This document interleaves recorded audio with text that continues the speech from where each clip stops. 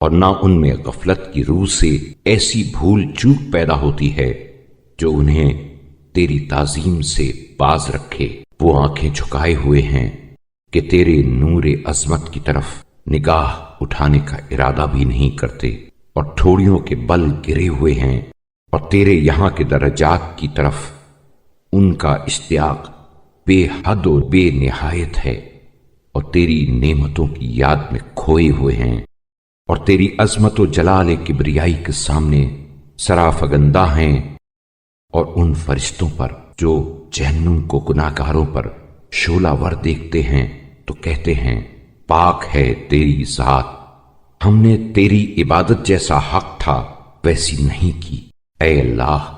تو ان پر اور فرشتگان رحمت پر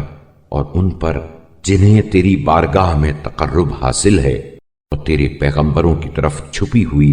خبریں لے جانے والے اور تیری وحی کے امانت دار ہیں، اور ان قسم قسم کے فرشتوں پر جنہیں تو نے اپنے لیے مخصوص کر لیا ہے اور جنہیں تسبیح و تقدیس کے ذریعے کھانے پینے سے بے نیاز کر دیا ہے، اور جنہیں آسمانی طبقات کے اندرونی حصوں میں بسایا ہے، اور ان فرشتوں پر جو آسمان کے کناروں میں توقف کریں گے جبکہ تیرا حکم وعدے کے پورا کرنے کے سلسلے میں صادر ہوگا، اور بارش کے خزینہ داروں اور بادلوں کے ٹھکانے والوں پر، اور اس پر جس کے جھڑکنے سے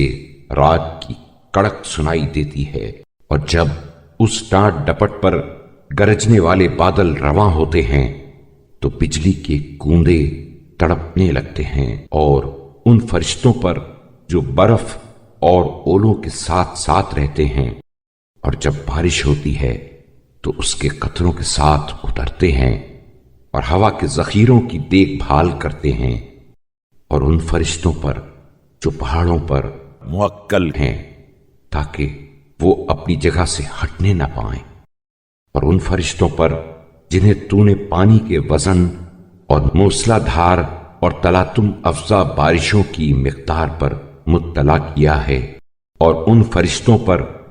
جو ناگوار ابتلاؤں اور خوش آئند آسائشوں کو لے کر اہل زمین کی جانب